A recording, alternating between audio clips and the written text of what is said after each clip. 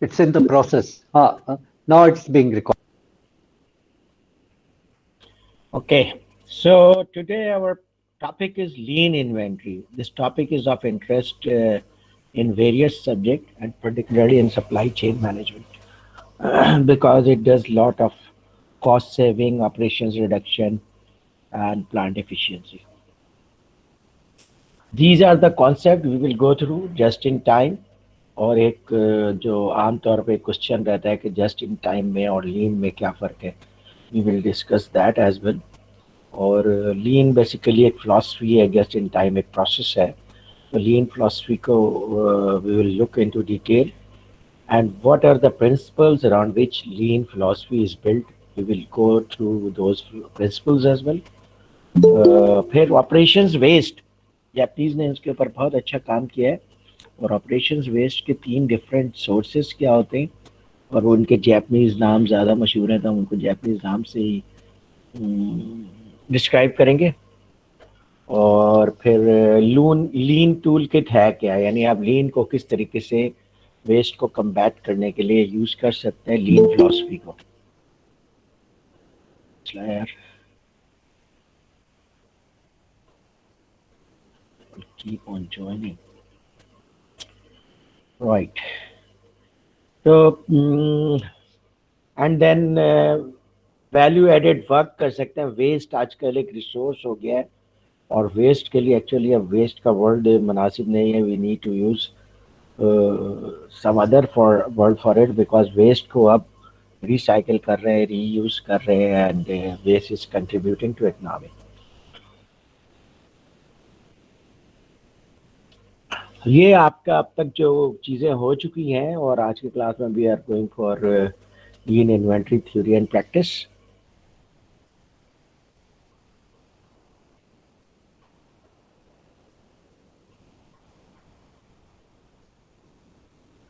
ये बेसिकली इसकी historic evolution है. सबसे पहले जो जब डॉक्टर एडवर्ड डेमिंग ने जापान में जा कर के काम शुरू किया as part of US aid project, तो उसमें डॉक्टर एडवर्ड डेमिंग का बहुत कंट्रीब्यूशन है जापानीज प्रोडक्शन में और ख़ासतौर पे क्वालिटी मैनेजमेंट में. तो टोयोटा प्रोडक्शन सिस्टम के बेसिक प्रिंसिपल्स तो डॉक्टर एडवर्ड डेमिंग के भी टीचिंग से आए. प्लस टोयोटा ने बहुत ज़्यादा क्लोजली फोर्ड प्रोडक्शन सिस्टम को भी मॉनिटर किया क्योंकि फोर्ड प्रोडक्शन सिस्टम अपने ज़माने का बेस्ट प्रोडक्शन सिस्टम था और वो काफ़ी एफिशिएंटली कम टाइम में ज़्यादा कार्स प्रोड्यूस कर रहे थे because there was huge demand and they were the only producer in the market for a considerable time period. तो इसलिए वो काफ़ी उन्होंने एफिशिएंट, हेनरी फोर्ड ने काफ़ी एफिशिएंट प्रोडक्शन सिस्टम बनाया था और उसके लिए उसने सिर्फ ब्लैक कलर की गाड़ियाँ बनाता था क्योंकि that was more efficient to produce. और फिर उसने मगर एक दो ऐसी भी चीज़ें की थी जिन प्रैक्टिसेस को जापानीज ने नहीं लिया. जैसा ये कि उसने टोटल इंटीग्रेशन करने की कोशिश की थी, वर्टिकल इंटीग्रेशन करने की कोशिश की थी कि जितने भी प्रोडक्ट्स उसके अंदर इस्तेमाल होते थे गाड़ी की असेंबली में, वो सब के सब वो खुद बनाना चाहता था. यहाँ तक कि उसने रबर भी वहाँ पे ग्रो किया करने की कोशिश की अमेरिका में. हालांकि रबर ऐसे इन्वायरमेंट में ग्रो होता है, टेम्परेट इन्वायरमेंट में, जैसे कि मलेशिया का इन्वायरमेंट है. तो बहरहाल हेनरी फोर्ड की कुछ चीज़ें सक्सेसफुल नहीं थी, कुछ philosophies with the passage of time they died out. लेकिन बहुत सारी फिलासफीज उसकी जो ऐसी थी जो लीन प्रोडक्शन के लिए इनिशियल बिल्डिंग ब्लॉक बने. तो अभी भी Toyota production system is the best production system in automotive manufacturing. और दूसरे भी लोग उनसे क्रॉस बेंचमार्किंग करते. और अभी हम देखेंगे फ्यूचर में क्या सूरत हाल बनती है जब टेस्ला और एप्पल इनसे कम्पीट करना शुरू करेंगे. टेस्ला ने कम्पीट करना शुरू कर दिया and Apple is working to compete in automotive market. But so far Toyota के जो प्रोडक्शन सिस्टम है अभी भी दुनिया का बेस्ट ऑटोमोटिव प्रोडक्शन सिस्टम समझा जाता है. तो उन्होंने लीन फिलॉसफी को बहुत ज़्यादा इम्प्लीमेंट किया. फिर लीन के साथ साथ जो चीज़ डेवलप हुई है वो जस्ट इन टाइम डेवलप हुई है. लीन का बेसिकली वो पार्ट है just in time. It may be a part of lean system. तो just in time inventory system आप में से कोई सा वाक़या बता जल्दी से बता दें. What is just in time? या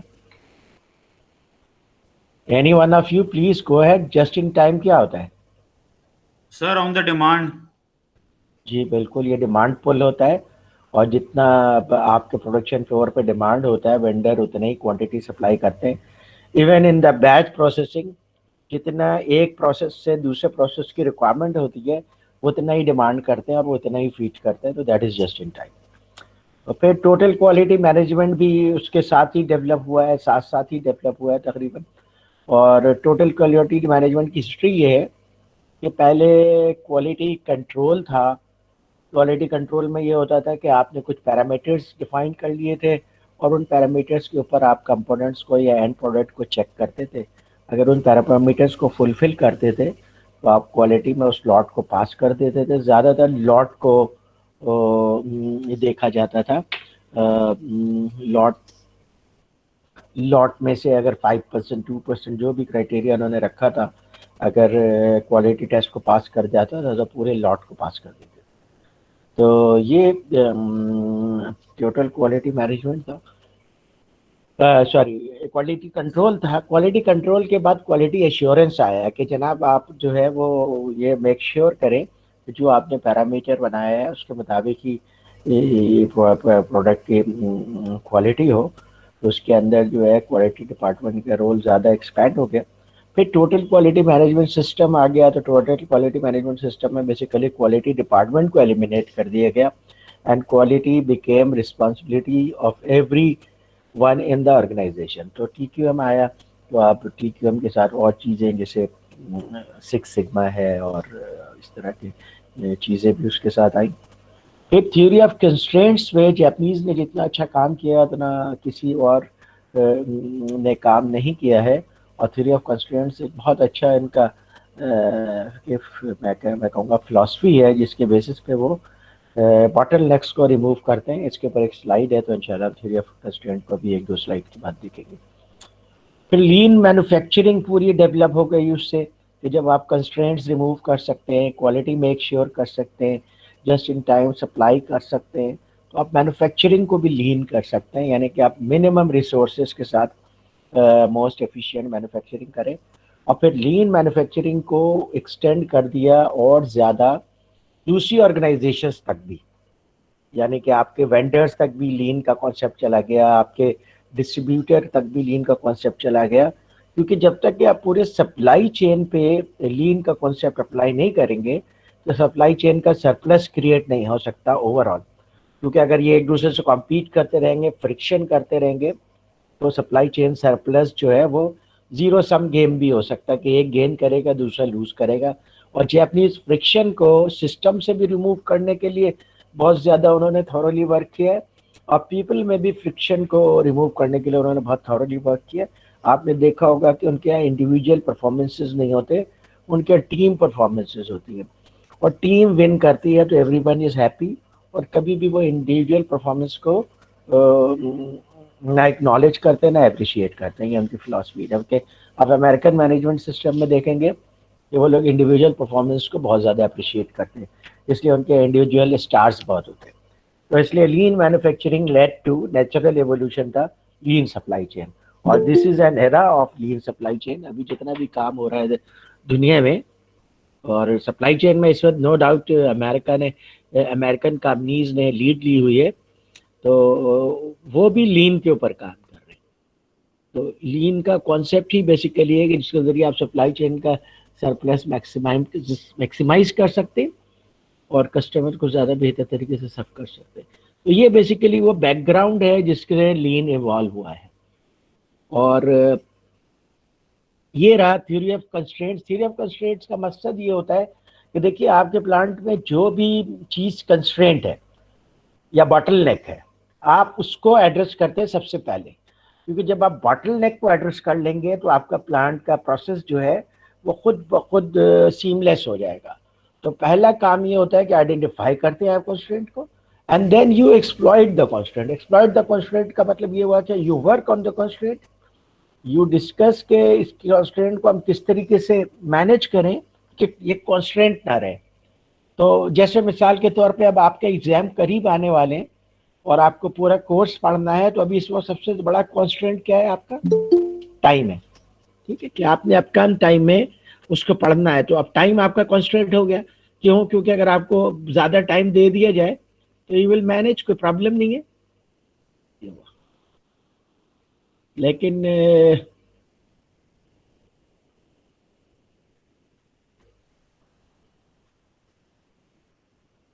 आई हैव डन समथिंग जिसकी वजह से एक साहबी हो रहे।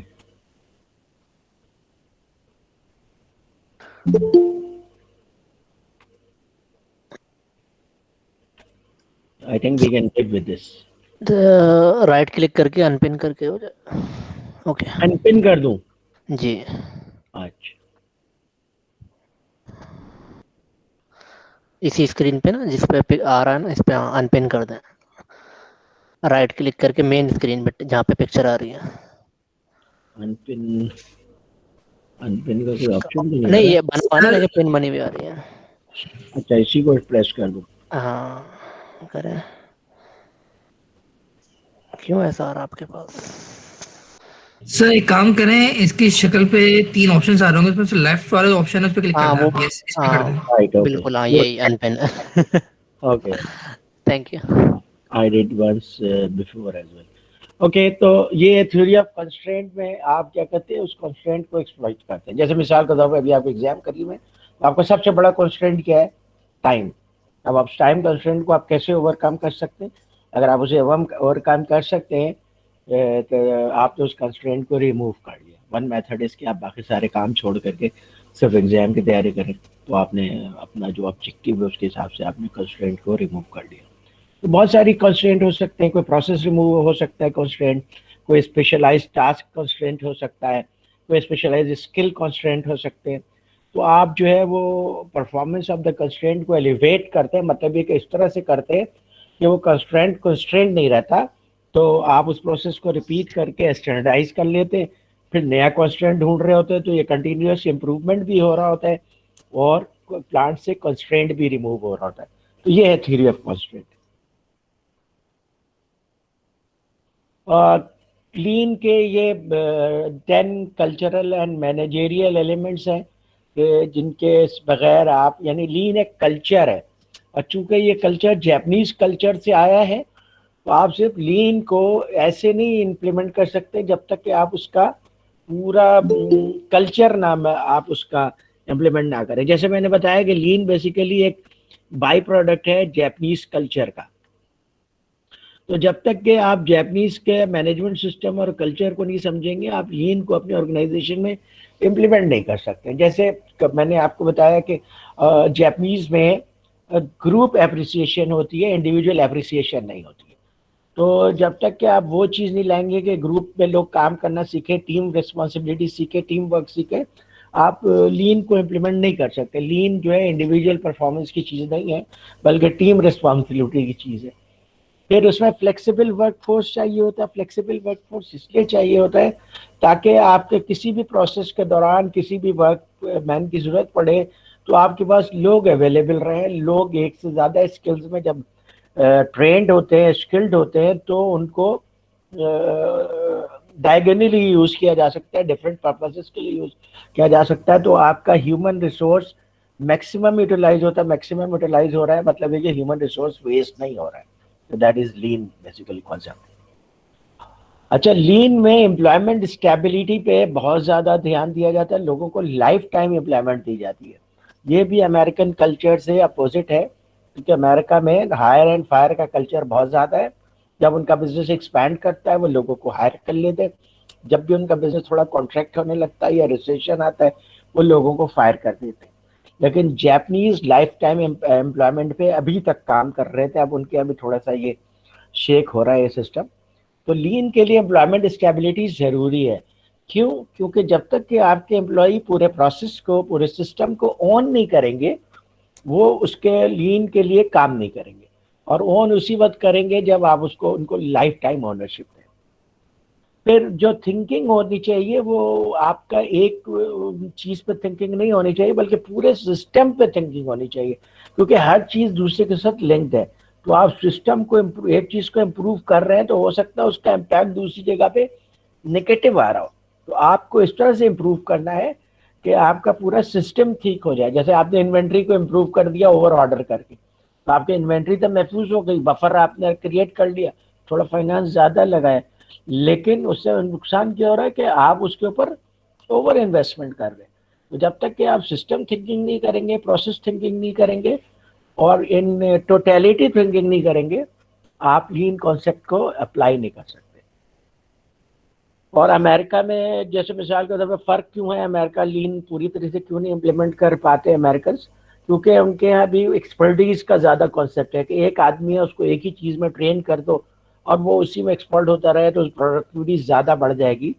तो उनके यहाँ फ्लेक्सिबल वर्क फोर्स का कॉन्सेप्ट कम है, जापानीज़ में फ्लेक्सिबल वर्क फोर्स का कॉन्सेप्ट बहुत ज़्यादा है। प्रोसीजरल डिसिप्लिन, यानी जो प्रोसीजर आपने एक दफ़ा किसी चीज़ का डिफाइन कर दिया तो सुपरवाइजर शुड मेक श्योर और work force should make sure कि उसी प्रोसीजर के मुताबिक आप करते रहे, क्योंकि वो प्रोसीजर को बहुत मैन्युअली कंसीडर करते हैं, स्टडी करते हैं, और प्रोसीजर में से जितना भी वेस्ट है, चाहे ह्यूमन मोशन का वेस्ट हो या प्रोसेस का वेस्ट हो, या आप एक्स्ट्रा प्रोसेस कर रहे हैं या मोशंस का वेस्ट हो, वो सब वेस्ट को वो निकाल देते हैं, निकाल करके एक प्रोसीजर डिफाइन करते हैं जो वेल थॉट ऑफ प्रोसीजर होता है। तो अनटिल एंड अनलेस उसके अंदर कोई कंटिन्यूअस इंप्रूवमेंट प्रोग्राम के तहत चेंज ना आया हो, you need to religiously follow that procedure. फिर जाहिर है कि जब आप लीन कर रहे हैं तो आपका आपस में कम्युनिकेशन बहुत ओपन होना चाहिए। ओपन कम्युनिकेशन उसी वक्त होगा जब आप टीम वर्क कर रहे हैं, आपको पता है आपने यहीं पे स्टे करना है, यहीं पे आपका करियर है, तो आप ओपन कम्युनिकेट करते हैं। और इनके बाज़ मेथड्स हैं जैसे काइजन वगैरह हैं दैट मेक श्योर कि आप ओपन कम्युनिकेशन करें, क्योंकि कम्युनिकेशन में भी कई जगहों पे उन्होंने ह्यूमन एलिमेंट निकाल दिया है। जैसे काइजन में ह्यूमन एलिमेंट से ज़्यादा विजिबिलिटी है, अभी हम देखेंगे जब काइजन आएगा। तो कंटिन्यूस इम्प्रूवमेंट उनका सिस्टम का हिस्सा है, कंटिन्यूसली इम्प्रूव करते रहते हैं, उसके लिए क्वालिटी सर्कल्स होते हैं, और फिर कंटिन्यूस लर्निंग करते हैं, कंटिन्यूस वो चीज़ों को लर्न करते हैं, उसको अगले स्टेज पे ले जाते हैं। तो ये है वो 10 कल्चरल फैक्टर्स जिसके बेस पे जापानीज को एज हासिल है इसके अंदर, क्योंकि जापानीज इसको as a total system implement करते हैं, और लीन आप एज ए सिस्टम भी इम्प्लीमेंट कर सकते हैं। लीन कोई स्टैंड अलोन चीज़ नहीं है कि आपने अलग से उसको इम्प्लीमेंट कर दिया ऑर्गेनाइजेशन के अंदर, ये पूरा कल्चर है। ओके जनाब। सर ये जो प्रेजेंटेशन आप दिखा रहे हैं इसको क्या ये शेयर किए क्या हमारे साथ क्लासरूम में, क्योंकि मैं क्लासरूम पे गूगल क्लासरूम पे देख रहा हूँ तो मुझे कहीं मिल नहीं रही है स्लाइड्स। अच्छा असलम साहब शेयर कर देंगे इंशाल्लाह, डोंट वरी। तो लीन प्रोजेक्ट को जब आप इनिशिएट करते हैं, कोई भी लीन प्रोजेक्ट आप इनिशिएट करना चाहते हैं, तो आप देखिए उसके फौरन बाद उन्होंने कहा कि लीन कल्चर होना चाहिए। तो जब तक ऑर्गेनाइजेशन का पूरा कल्चर नहीं होगा आप लीन प्रोजेक्ट को इनिशिएट नहीं कर सकते, क्योंकि आपके वर्क फोर्स इस तरह ट्रेन नहीं है, आपके सिस्टम्स उस तरह अलाइन नहीं है कि आप लीन प्रोजेक्ट को इम्प्लीमेंट कर सकें। मैपिंग एक इम्पॉर्टेंट चीज़ होती है कि आप दो मैप्स बनाते हैं, एक मैप बनाते हैं कि आपका करंट स्टेट क्या है, और एक मैप बनाते हैं प्रोजेक्ट के स्टेज पे कि आपका डिज़ायरेबल स्टेट क्या है। फिर आप डिफाइन करते हैं कि करंट स्टेट से डिज़ायरेबल स्टेट तक ट्रांसफॉर्मेशन कैसे होगी, यानी प्रोसेसेस क्या चेंज होंगी, लोग किस तरह से रीडिप्लॉय होंगे, मशीनरी किस तरह से रीडिप्लॉय होगी, ये सारी चीज़ें आप मैपिंग का हिस्सा होती है। तो जब आपने करंट स्टेट को डिज़ायरेबल स्टेट पे मैप कर लिया तो ये प्रोसेस कंप्लीट हो जाता है, और उसके बाद फिर आप अगला प्रोसेस ले आते हैं, और प्रोसेस को इम्प्लीमेंट करने के बाद दे मॉनिटर द प्रोसेस। क्यों? क्योंकि वो प्रोसेस लोगों की ओल्ड हैबिट्स होती हैं, एक काम को पुराने तरीके से करना चाहते हैं मुसलसल, जब आप उसको नए तरीके से करने के लिए लेकर आते हैं तो लोग उसको रेजिस्ट करते हैं, ये ह्यूमन नेचर है। तो वो फिर उसको स्टेबिलिटी देते हैं, टाइम देते हैं कि जनाब लोग उसको सीखें, इम्प्लीमेंट करें, और फिर इस प्रोसेस को उस तरीके से करने की आदी हो जाए। और ये आप उसी वक्त कर सकते हैं जब आप परफॉर्मेंस मेजरमेंट के स्टैंडर्ड्स रख दें या KPIs रख दें। की परफॉर्मेंस इंडिकेटर्स होंगे तो वो आपको बताएंगे कि जनाब ओके ये क्राइटेरिया है जिसके ऊपर हम इस चेंज को या इस प्रोसेस को अब नए तरीके से इवेल्युएट करेंगे एंड डिफाइन करेंगे। तो ये है तरीका लीन को इम्प्लीमेंट करने का। अच्छा, लीन का एक इन्होंने एग्जाम्पल दी है कि फर्ज कीजिए कि आप जो है वो लॉट साइज रिडक्शन करना चाह रहे हैं, तो लॉट साइज रिडक्शन भी लीन है, यानी आपका मैन्युफैक्चरिंग प्रोसेस वही रहेगा, आपका थ्रूपुट वही रहेगा, लेकिन आप क्या कर रहे हैं कि आप पहले जो है 200 क्वांटिटी से काम कर रहे थे, वो आपके फ्लोर पे 2 दिन 3 दिन आइडल पड़ा रहता था, तो आपने कहा why we are working on 200 quantity, why we are not working on 100 quantity. तो आपने उसके ऊपर काम शुरू कर दिया, तो आपकी एवरेज इन्वेंट्री 50 रह जाएगी, क्योंकि जाहिर है कि आप कुछ 50 के ऊपर आप ऑर्डर करेंगे, तो लॉट साइज आपका रिड्यूस हो गया।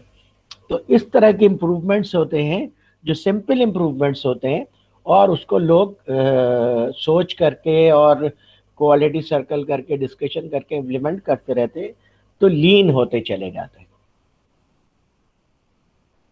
तो यार ये स्लाइड थोड़ी सी उधर से उधर हो गई, I am sorry for that, this slide should be there.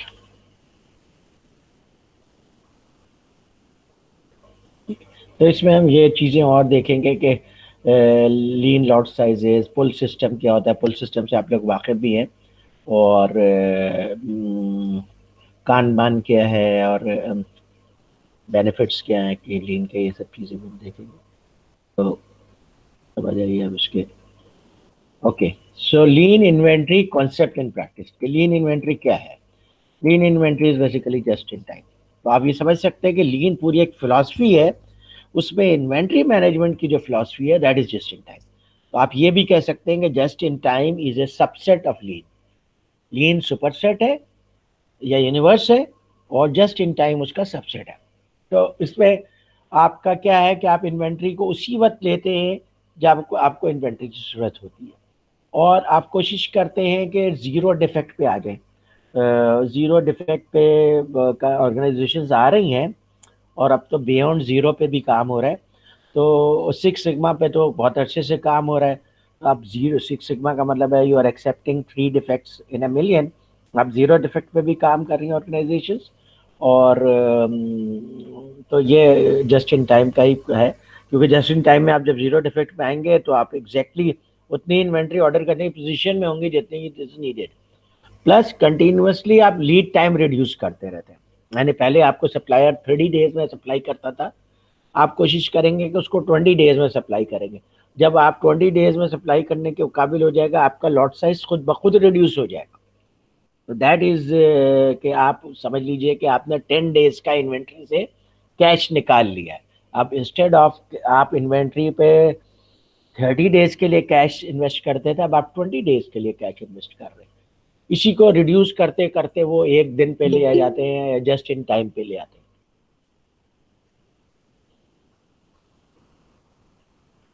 फिर क्यू टाइम का लेंथ की, एक तो क्यू का रिड्यूसिंग सेटअप टाइम। देखिए आजकल जो प्लांट्स हैं उनकी एक इनबिल्ट रिक्वायरमेंट है कि उनमें फ्लेक्सिबिलिटी होनी चाहिए, यानी वो एक ही प्लांट डिफरेंट तरह के प्रोडक्ट्स मैन्युफैक्चर कर सके। लेकिन डिफरेंट तरह के प्रोडक्ट्स को मैन्युफैक्चर करने के लिए क्या इंपॉर्टेंट होता है कि आपको जाहिर है कि पहले आप उसके ऊपर कोई और चीज़ बना रहे थे, जैसे मिसाल के तौर पर लक्स बना रहे थे, अब आप उसके ऊपर लाइफ बॉय बनाना चाह रहे हैं, तो आपको सेटअप चेंज करने पड़ेंगे, कुछ गियर्स चेंज करने पड़ेंगे, डाइस चेंज करने पड़ेंगे, उसका पेपर चेंज करना पड़ेगा। तो सेटअप में टाइम लगता था। तो इन्होंने इस तरह के अप्रोचेस इस्तेमाल किए हैं कि सेटअप टाइम को रिड्यूस कर दिया, जितना भी मुमकिन रिड्यूस कर सकते हैं। 1 मिनट पे डाई सेटिंग पे आ गए कि 1 मिनट में डाई चेंज करके प्लांट को वो सेटअप पे ला सकते हैं कि अब अगला प्रोडक्ट बना सकते हैं। तो सेटअप टाइम बेसिकली आपका वेस्ट होता है। क्यों वेस्ट होता है? क्योंकि उस वक्त आप कोई प्रोडक्ट प्रोड्यूस नहीं कर रहे होते। तो सेटअप टाइम को वो कंटिन्यूसली रिड्यूस करते रहते हैं। देखिए इसकी ब्यूटी क्या है, इसमें आप बगैर पैसा इन्वेस्ट किए हुए आप ज़्यादा पैसे कमा रहे हैं। क्योंकि पहले आप फर्ज कीजिए कि 4 घंटे में सेटअप करते थे, तो 4 आवर्स के लिए आपका कोई भी प्रोडक्शन नहीं होती थी। अब आप 1 घंटे में सेटअप करते हैं, तो अब आपके प्लांट में 3 आवर्स की एक्स्ट्रा प्रोडक्शन होती है, विच इज़ प्रॉफिट। तो ये है रिड्यूसिंग सेटअप टाइम का फ़ायदा।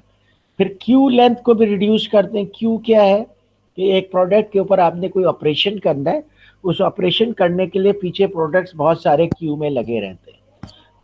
जितने ज़्यादा प्रोडक्ट्स क्यू में लगे रहेंगे, आपकी वर्क इन प्रोसेस में इन्वेस्टमेंट उतनी ज़्यादा हो गई। वर्क इन प्रोसेस कहते हैं जो आप प्रोडक्ट को आपने वैल्यू एडिशन करना शुरू किया है और अभी फिनिश प्रोडक्ट में कन्वर्ट नहीं हुआ है, तो वो वर्क इन प्रोसेस है।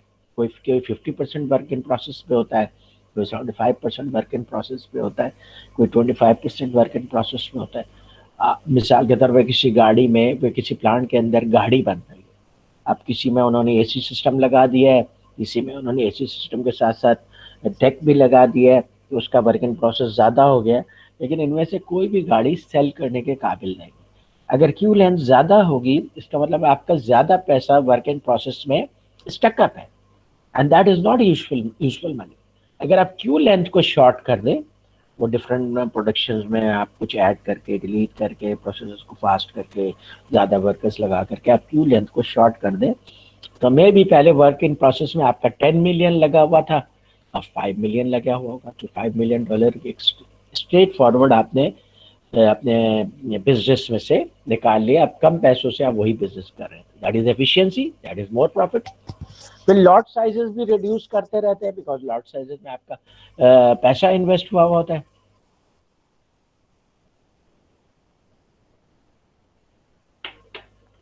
और ऑपरेशन को भी रिवाइज करते रहते हैं ताकि आप ज़्यादा मिनिमम कॉस्ट में उन्हीं चीज़ों को कर सकें। और तो जस्ट इन टाइम आपको बता दिया मैंने कि जस्ट इन टाइम जो है लीन का सबसेट है, और lean basically minimization of all resources और कंटिन्यूस इंप्रूवमेंट ऑफ प्रोडक्टिविटी थी। आप जो ह्यूमन रिसोर्स अगर ज़्यादा इस्तेमाल कर रहे थे, तो ऐसे मेथड सोचे जिसमें ह्यूमन रिसोर्स कम इस्तेमाल हो सके। मशीन टाइम ज़्यादा यूज़ कर रहे थे, तो ऐसे तरीके सोचे कि मशीन टाइम आप कम इस्तेमाल कर सकें। प्रोडक्ट पहले आप ज़्यादा वेट का यूज़ कर रहे थे, तो एक पॉसिबल है कि क्या आप कम वेट का प्रोडक्ट यूज़ कर सकते हैं। उससे ज़ाहिर है कि आपको कॉस्ट ऑफ इन्वेंट्री में फ़ायदा होगा। उससे क्या होता है कि आप अगर लीन को इम्प्लीमेंट करते हैं एज ए फिलॉसफी, तो आप ज़्यादा कॉम्पिटिटिव हो सकते हैं। और लीन में if you are the best, तो this is your competitive advantage. और उसे आप सस्टेन कर सकें, तो यू विल सस्टेन, लीन को सस्टेन कर सकें, तो आपका सस्टेन्ड कॉम्पिटिटिव एडवांटेज होगा, आपको होगा ओवर योर कॉम्पिटिटर्स। जापानीज बहुत अरसे तक जो, और अभी भी ऑटोमोटिव मार्केट में जो बहुत अच्छा कॉम्पीट कर रहे हैं all over the world. America में जाकर के वो बेच रहे हैं अपनी गाड़ियां, जबकि अमेरिका के पास बहुत सारे ब्रांड्स हैं। यूरोप में बेच रहे हैं, एशिया में बेच रहे हैं, इस वजह से कि उन्होंने इन फिलॉसफीज को, जस्ट इन टाइम को, लीन को यूज़ किया और उसको परफेक्शन पे ले गए। दुनिया अभी उसको समझने की कोशिश कर रही है। तो जस्ट इन टाइम एलिमेंट के ये कुछ एलिमेंट्स हैं, ये आप लोग अगर डिफाइन कर दें तो बड़ा शुक्रगुजार हूँगा मैं। ये वही चीज़ें जो अभी हमने डिस्कस की है। जस्ट इन टाइम में क्या बता रहे हैं?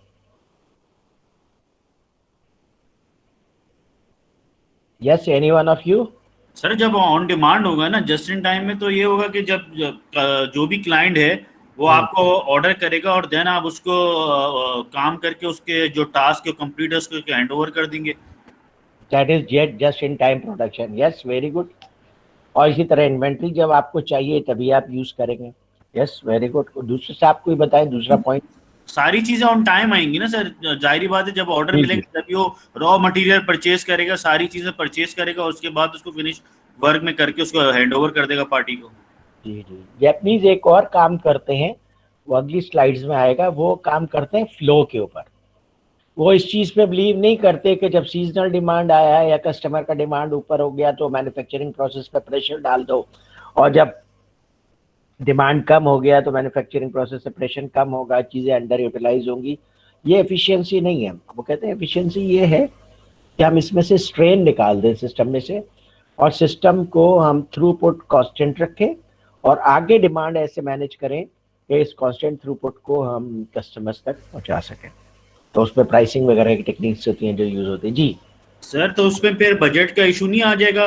जब अगर आप पहले से इन्वेंट्री परचेज करके रखेंगे तो फाइनेंस वाले कहेंगे कि भाई अगर आपके पास अभी ऑर्डर नहीं है या इतनी क्वांटिटी में ऑर्डर नहीं है तो आप क्यों चीजें परचेज करके बजट को जो है, फाइनेंसेस को जो है रिड्यूस कर रहे हैं?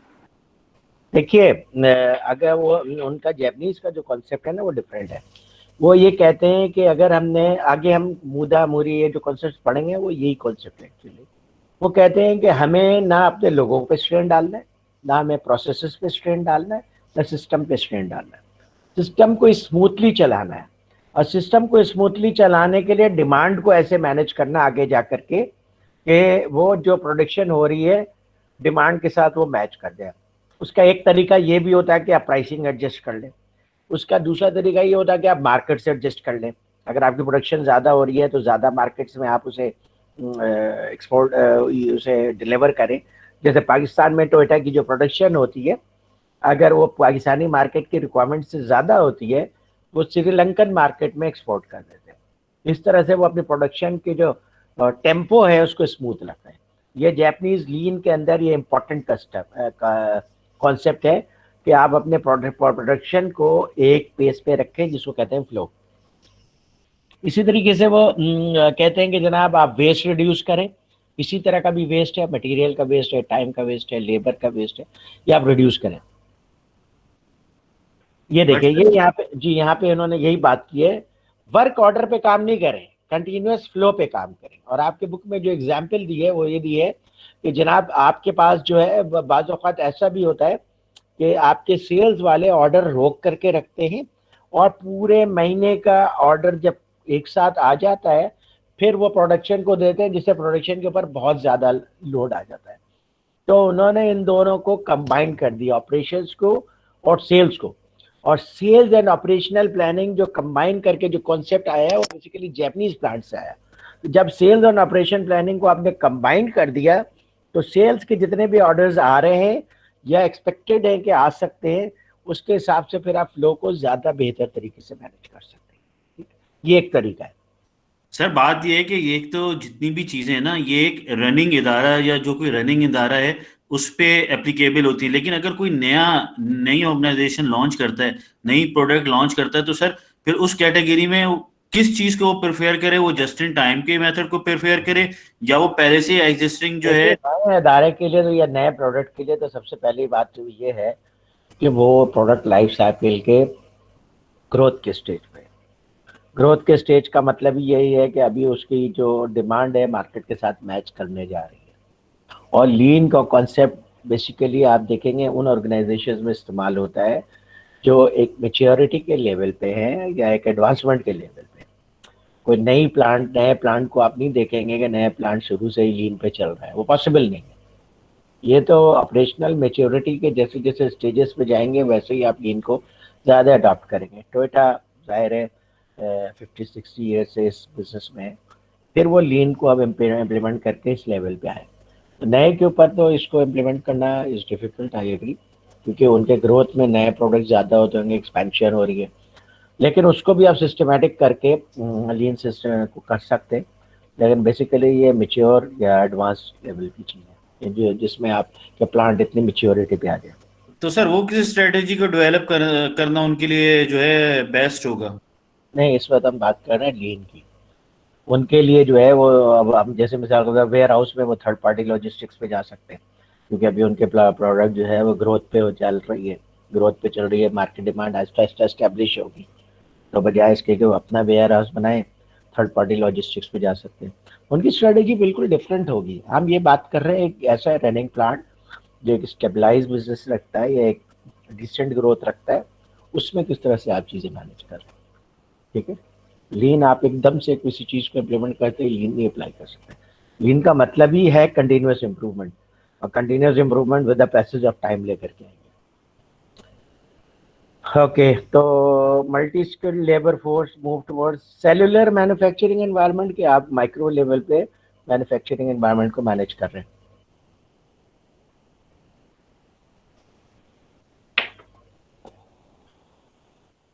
ओके जनाब, इम्प्लीमेंट क्यों करें लीन? अगर आप वेलोसिटी को इंक्रीज करना चाह रहे हैं सप्लाई चेन में, तो lean is the right thing to do. What is the meaning of velocity in a supply chain? जी, बस आप बताएंगे कि वेलोसिटी का क्या मतलब होता है? वेलोसिटी तो स्पीड को कहते हैं ना, तेजी को। तो क्या स्पीड से क्या मुराद है? मतलब अंकल सप्लाई चेन में तेजी या स्मूथनेस लाना चाह रहे हैं तो वेलोसिटी का मतलब होता है कि क्या थ्रूपुट है पूरे सप्लाई चेन का।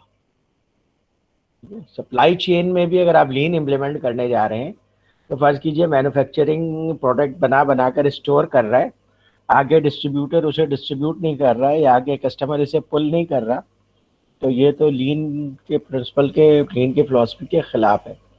तो आप लीन में एक तो ये कि वेलोसिटी को मेंटेन करते हैं और ज़रूरत पड़ने पे वेलोसिटी को इंक्रीज कर सकते हैं।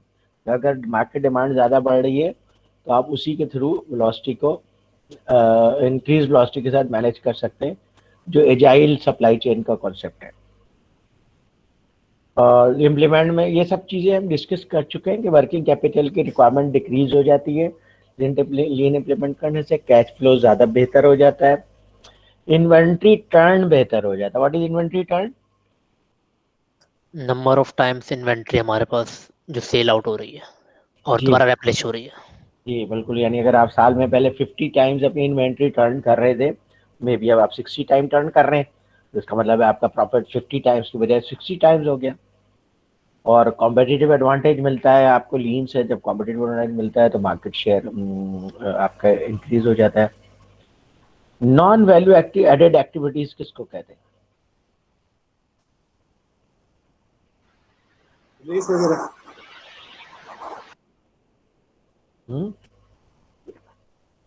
आज पूरी सप्लाई चेन में अगर लोग साइलोज में काम कर रहे हैं, यानी एक आइसोलेटेड वे में काम कर रहे हैं और उनका आउटपुट कहीं पे इनपुट नहीं जा रहा, या उनका आउटपुट कस्टमर को जो चीज़ आप सप्लाई कर रहे हैं उसके अंदर कोई वैल्यू ऐड नहीं कर रहा, तो ये नॉन वैल्यू एडेड एक्टिविटीज़ है। और ये लीन में नॉन वैल्यू एडेड एक्टिविटीज़ को एलिमिनेट करते हैं। सर जो मेंटेनेंस वाले प्रोसेसेस होते हैं, जिस तरह मशीन मेंटेनेंस की जाती है, वो वैल्यू एडेड होगा या नॉन वैल्यू एडेड? सॉरी दोबारा बोले। मैं कह रहा हूँ कि जो मेंटेनेंस में मशीन चली जाती है और वो जो टाइम होता है मेंटेनेंस का, वो वैल्यू एडेड होगा नॉन वैल्यू? देखिए मेंटेनेंस तो जाहिर है कि आपका वेस्ट है, that is not value addition. तो इसके अंदर इसीलिए अब आप आगे भी एक आध स्लाइड है इसके ऊपर कि जिसमें वो बता रहे हैं कि रिएक्टिव मेंटेनेंस की बजाय आप प्रेडिक्टिव मेंटेनेंस करते हैं, प्रोएक्टिव मेंटेनेंस करते हैं और कंडीशन बेस्ड मेंटेनेंस करते हैं। तो वो फिर क्या होता है कि आप एक फिक्स टाइम के लिए मेंटेनेंस करते हैं और वो प्लान करते हैं कि भाई उस टाइम के लिए आप इन्वेंट्री को कैसे मैनेज करेंगे, तो आप कस्टमर डिमांड को स्मूथली मैनेज कर रहे होते हैं। लेकिन प्लांट्स आमतौर पे डिज़ाइंड होते हैं, जैसे अगर आपके यहाँ 330 डेज इन ईयर काम हो रहा है, तो बहुत सारे प्लांट्स ऐसे डिज़ाइंड होते हैं जो 300 डेज के लिए डिज़ाइंड होते हैं। और अगर वो 300 डेज तक प्रोडक्टिव रहते हैं पूरे साल में, तो हम कहेंगे कि वो प्लांट 100% कैपेसिटी पे काम कर रहा है और 30 डेज उसको मेंटेनेंस के लिए भी अवेलेबल है। और आगे 30 डेज और बफर भी होता है कि अगर आपका प्लांट किसी वजह से ब्रेक डाउन होता है तो आप उसको कवर कर लें, still you have managed to maintain that plant on 300 days production, तो हम कहेंगे 100%। लेकिन लीन के अंदर इन बफर्स को एलिमिनेट करते हैं, क्योंकि वो कहते हैं बफर्स तो बेसिकली आप किसी इन एफिशिएंसी को बैकअप दे रहे हैं, वो इन एफिशिएंसी ख़त्म करना चाहते हैं, तो इस तरह के बफर्स भी वो एलिमिनेट कर दे रहे हैं। तो जाहिर है आप कस्टमर को ज़्यादा बेहतर सर्विस कर सकते हैं जब आप इनको इम्प्लीमेंट कर रहे हैं। ये है एरियाज ऑफ वेस्ट जिसके ऊपर जैपनीज बहुत क्लोजली काम करते हैं और वो कहते हैं कि जनाब इन वेस्ट को ख़त्म करो। एक पहला वेस्ट उनकी जैपनीज जुबान में मूदा है। मूदा का मतलब होता है कोई भी एक्टिविटी जो वैल्यू ऐड नहीं कर रही है, वो कहते हैं उस एक्टिविटी को क्यों कर रहे हैं, क्योंकि इसके लिए तो कस्टमर पे नहीं करेगा, वैल्यू तो उस चीज़ की है जो कस्टमर जिसके लिए पे करेगा, तो वो मूदा को एलिमिनेट करते हैं। दूसरी चीज़ जिसका मैंने अभी आपको जिक्र किया था वो है मूरा, अनइवननेस और वेरिएबिलिटी। यानी वो कहते हैं कि वो प्रोडक्शन पे डिमांड ज़्यादा हो रही है, कम हो रही है, तो ये तो अनइवननेस है, वो अनइवननेस को ख़त्म करना चाहते हैं। कहते हैं एक स्मूथ तरीके से प्रोडक्शन प्लांट को चलाएं, क्योंकि प्लांट है उसको अनइवन पे चलाएंगे तो ये अपनी पूरी लाइफ नहीं देगा। अब मूरी ये है कि अगर आपके एम्प्लॉइज ओवर बर्डन है या प्रोसेसेस ओवर बर्डन है, कहते हैं इसको भी एलिमिनेट करें। वो एक्चुअली एक हार्मनी में जैपनीज का जो बुद्धिस्ट फिलॉसफी है वो बेसिकली हार्मनी पे बिलीव करता है। तो हार्मनी में जितने भी सिस्टम्स होते हैं, प्रोसेसेस होते हैं, वो सब एक दूसरे के साथ अलाइंड होते हैं। जब अलाइंड होंगे तो उनका अनइवननेस भी ख़त्म हो जाएगा और ओवरबर्डनिंग भी ख़त्म हो जाएगी। तो मूदा, मूरा और मूरी। मूदा का मतलब होता है वेस्ट को ख़त्म करें, मूरा का मतलब होता है अनइवननेस को ख़त्म करें या वेरिएशन को ख़त्म करें, और मूरी का मतलब होता है ओवरबर्डनिंग को ख़त्म करें। हो सकता है आपको मूरा और मूरी में फ़र्क करने में थोड़ी सी दिक्कत हो रही है।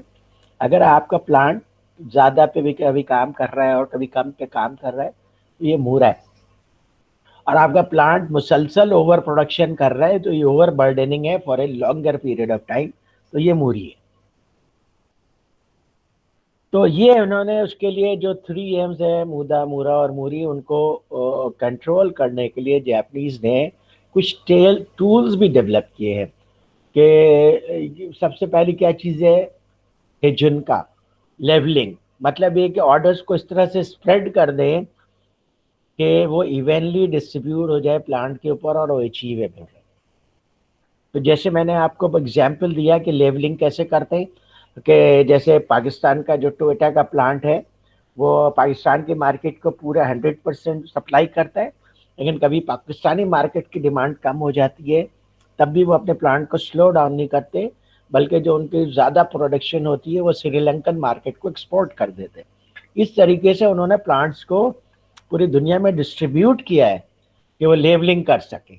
और जाहिर है कि सिर्फ पाकिस्तानी प्लांट ही श्रीलंका को नहीं कर रहा होगा, बल्कि और भी एक आध प्लांट भी उन्होंने इसी तरह लिंक किए होंगे, ताकि जब भी लोकल मार्केट में वेरिएबिलिटी आए तो उस वेरिएबिलिटी का असर प्लांट पे ना पड़े, प्लांट अपने उसी स्पीड पे काम करे। क्योंकि प्लांट, कोई भी प्लांट, ज़्यादातर प्लांट जो है अपने एक ऑप्टिमल स्पीड के ऊपर एफिशिएंट होते हैं। तो जैपनीज इस चीज़ पे बिलीव करते हैं कि वो अपने प्लांट्स को ऑप्टिमल स्पीड पे चलाते हैं। तो काइजन बेसिकली प्रोजेक्ट्स होते हैं जिसमें कि प्रोजेक्ट ऑपरेटर्स और मैनेजर्स प्रोसेसेस को इम्प्रूव करना चाहते हैं, वेस्ट को एलिमिनेट करना चाहते हैं। ये टेक टाइम है, देखिए वो अपने पेस ऑफ प्रोडक्शन को इस तरह से बनाते हैं कि कस्टमर डिमांड को फुलफिल कर सके, प्रोडक्शन को उसके साथ मैच करते हैं, ये टेक टाइम कहलाता है। जिडोका का मतलब है कि आप सिस्टम्स ऐसे बनाएं जो एरर प्रूफ हो, जिसमें गलती ना हो सके, जैसे जिडोका।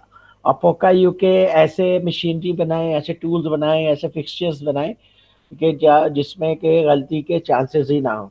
जैसे एक सिंपल एग्जांपल है, आपके पास जो जैपनीज कैलकुलेटर्स आते हैं उसका कवर होता है, आप देखेंगे कवर को सिर्फ एक ही तरह से स्लाइड करें तो उसके ऊपर फिट आता है, दूसरे तरीके से स्लाइड करें तो वो बीच में फंस जाता है। तो उन्होंने एक चीज़ बना दी है कि इसको एक ही तरीके से फिक्स कर सकते हैं, दूसरे तरीके से आप उसके ऊपर फिट ही नहीं कर सकते। ये जैपनीज माइंडसेट है कि वो चीज़ों को इस तरह से डिज़ाइन करते हैं कि जब उनको अलाइन किया जाए या उनको कंबाइन किया जाए तो कभी गलत कंबाइन ना हो। गलत कंबाइन करना होने का तरीका क्या है कि वो सिर्फ एक ही तरीके से कंबाइन हो सके। दिस इज पोका यूके। 3Ms के लिए फिर लीन टूल्स हैं। अब 5S सिस्टम है। 5S सिस्टम क्या है, सबसे पहले आप सॉर्ट करें कि क्या चीज़ है जिसको कि आप एड्रेस करना चाह रहे हैं, वो मूदा है, मूरा है, मूरी है, जो भी, उसे आप सॉर्ट करें। फिर उसको सिंप्लीफाई करें कि भाई इसको सॉर्ट करने के बाद अब उसको मैं किस सिंपल मेथड से करूं कि ये मैं उसको मैनेज कर लूं। उसके बाद आप उसको स्क्रब करते हैं, यानी स्क्रब करते हैं बेसिकली मलने को कहते हैं, कि आप उसको पॉलिश करते हैं, डिफाइन करते हैं, फाइन ट्यून करते हैं, हर तरह से एंगल से उसको मॉनिटर करते हैं। जब आप सेटिस्फाइड हो जाते हैं कि हमने इसको एड्रेस करके सही एक प्रोसेस बना लिया है तो आप उसे स्टैंडर्डाइज कर देते हैं। स्टैंडर्डाइज करने के बाद दे मेक श्योर कि जो अब उन्होंने नया स्टैंडर्ड बनाया है प्रोसेस का, वो पूरे प्लांट पे या जहाँ पे भी उसे इम्प्लीमेंट होना है वो इम्प्लीमेंट हो रहा है। इसका मतलब है उसे वो सस्टेन करते हैं, क्योंकि जब आप कोई इम्प्रूवमेंट लेकर आ रहे हैं उसको आप सही तरीके से इम्प्लीमेंट नहीं कर सके तो वो इम्प्रूवमेंट बेकार है। तो दे मेक श्योर कि वो सस्टेन भी करें।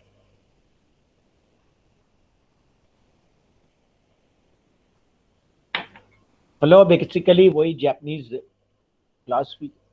एक मिनट रुक जाइएगा।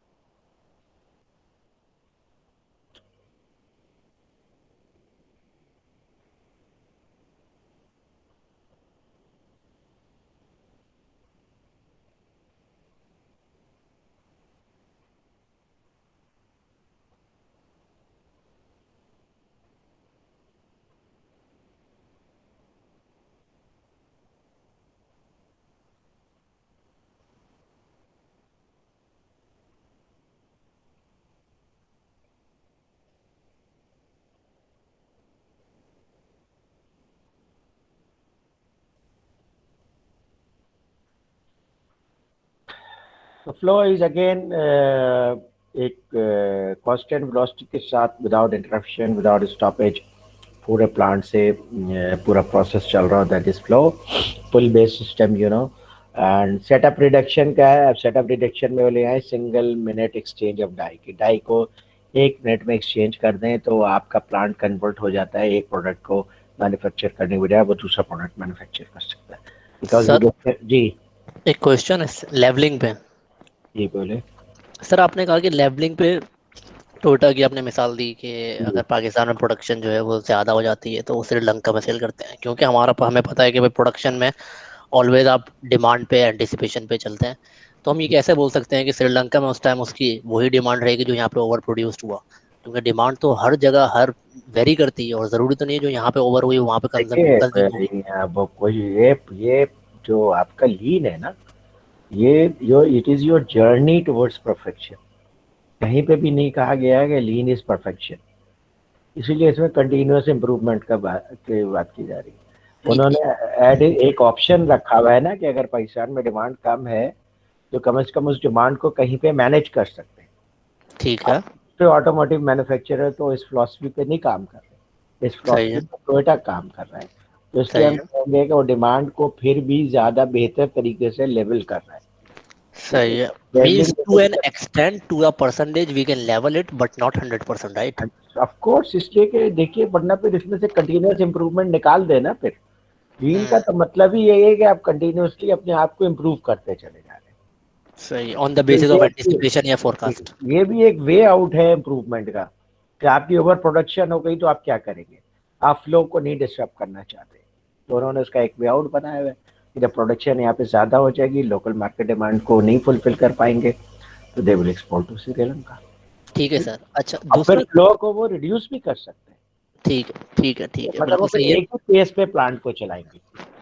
इसका मतलब not 100% but to a percentage, to an extent, और कंटिन्यूअस इंप्रूवमेंट है उसमें। ठीक है, किसी ने नहीं कहा कि ये एक परफेक्ट एग्जांपल है लीन।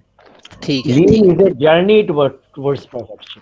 ठीक है। अच्छा, दूसरा सेटअप रिडक्शन जिसमें लिखा हुआ है सिंगल मिनट एक्सचेंज आएगा, आपने बोला भाई सेटअप टाइम रिड्यूस करना है, और डेफिनेटली वो हम देखते आ रहे हैं फॉर्मूला रेसेस में, उसमें single minute exchange, but to perform that single minute exchange of die और वट एवर 4 घंटे से 1 घंटे पे हम आ रहे हैं, तो it cost you something like machine, man power, man hour, anything. So at the end of the day we are paying for it, right?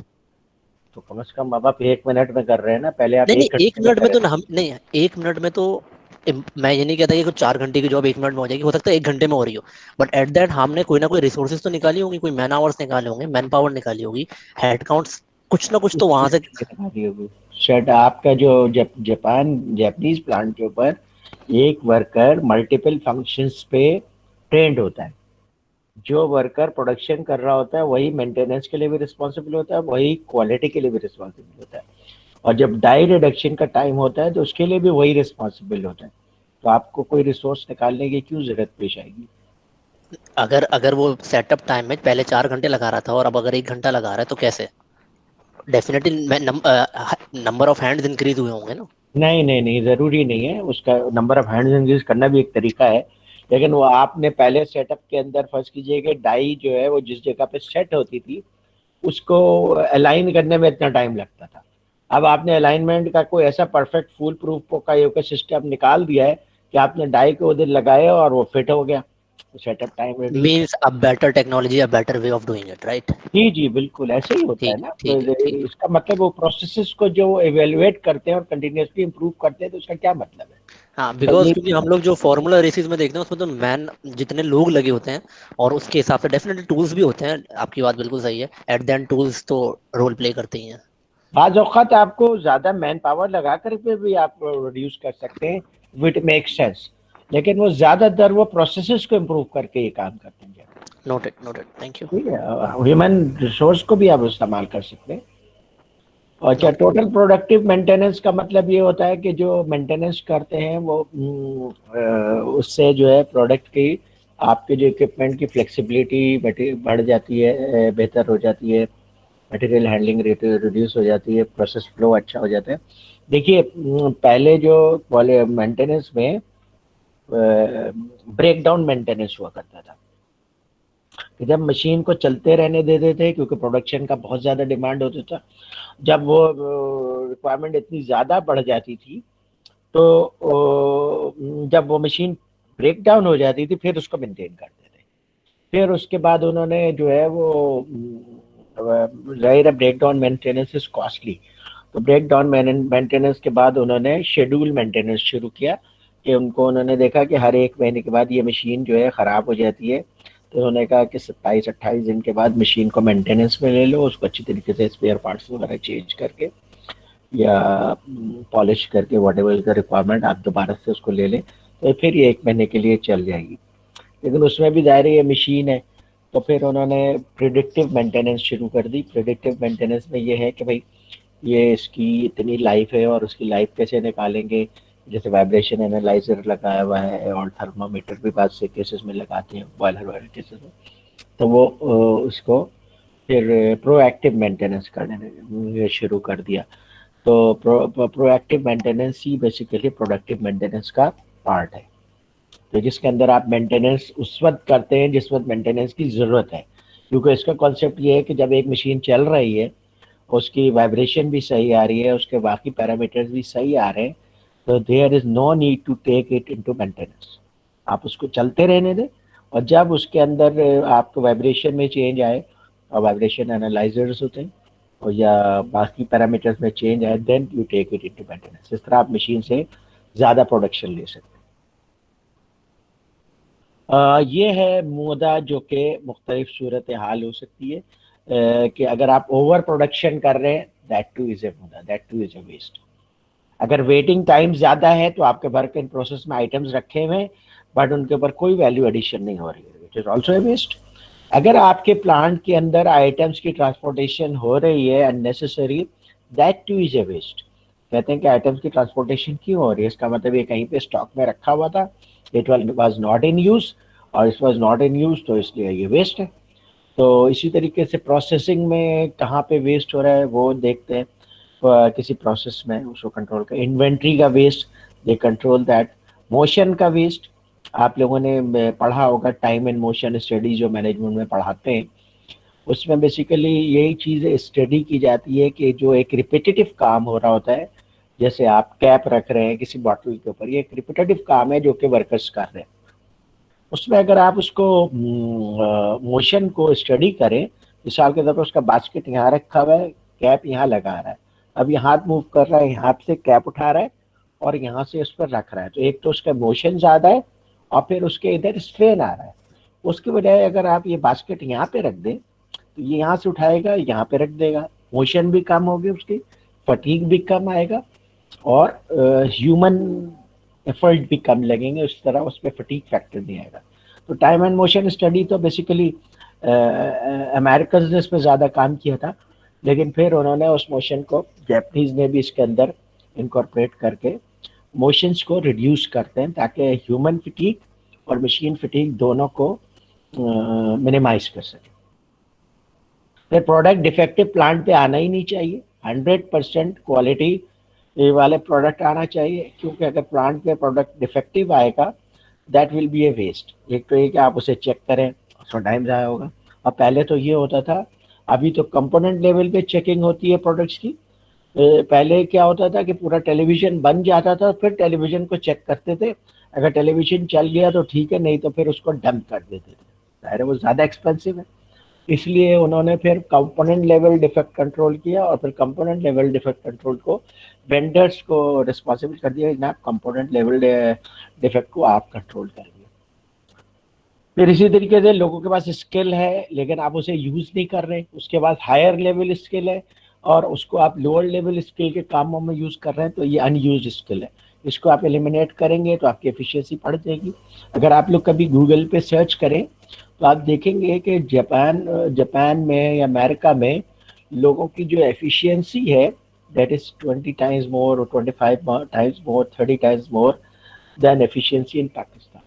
वो इसी वजह से उनकी स्किल्स बहुत ज़्यादा है, तो वो जो भी कोई काम 1 घंटे में करते हैं उसके अंदर वैल्यू एडिशन बहुत ज़्यादा।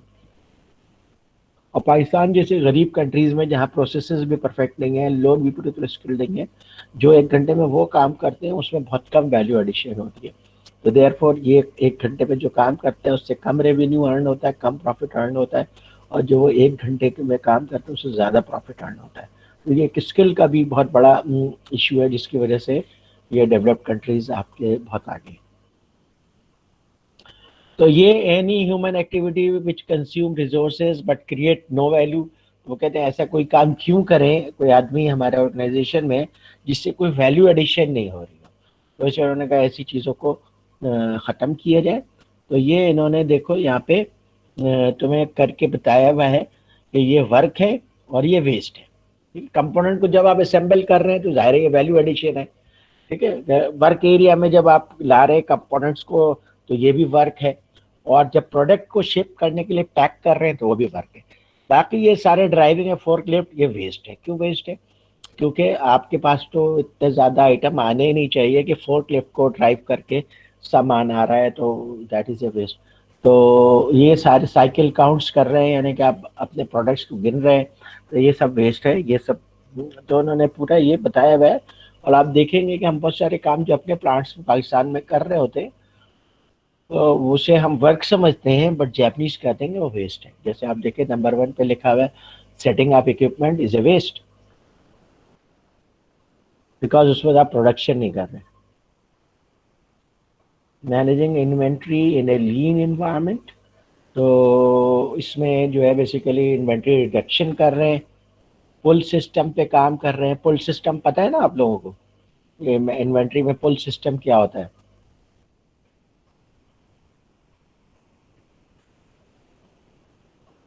पुल सिस्टम ये होता है कि जब आपसे अगले वाला कस्टमर, ऑर्गेनाइजेशंस में इंटरनल कस्टमर्स भी होते हैं, यानी वो कस्टमर जो आपसे अगले स्टेप का प्रोसेसिंग कर रहा है, तो आप ऐसा कर रहे हैं कि आपने अपनी वैल्यूएडिशन कर करके उसके सामने अगर क्यू को बहुत ज़्यादा लंबा कर दिया है तो that is not very productive.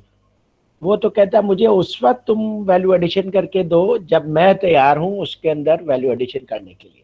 तो वो पुल करता है कि जनाब आप मुझे अब आप प्रोडक्ट्स भेजें, मैं वैल्यू एडिशन के लिए तैयार हूँ। इसी तरीके से डिमांड में भी होता है, पुश नहीं किया जाता। पुश करने का तरीका ये है कि आप प्रोडक्शन करें, बहुत ज़्यादा प्रोडक्शन करें, और आप अपने जो डिस्ट्रीब्यूटर्स हैं उनको फिल कर दें, अलग तक भर दें, उनके पास ओवर इन्वेंट्री कर दें। This is push. पुल ये है कि कस्टमर रिटेल पे आ रहा है, वो प्रोडक्ट खरीद रहा है, और जैसे प्रोडक्ट खरीद रहा है उसी हिसाब से आप रिप्लेनिश कर रहे हैं, तो दिस इज पुल सिस्टम। तो pull system is more efficient, उसमें इन्वेंट्री में वेस्ट नहीं होता, और ओवर इन्वेंट्री में आपका इन्वेस्टमेंट नहीं होती। तो इसलिए पुल सिस्टम पे ज़्यादा आजकल ऑर्गेनाइजेशंस काम कर रही हैं। अच्छा, फिर ये कह रहे हैं कि इन्वेंट्री को स्टोर में रखने की क्या ज़रूरत है? जब इन्वेंट्री की ज़रूरत है तो उसको आप वहाँ पे ला के रखें जहाँ पे उसे इस्तेमाल किया जाएगा।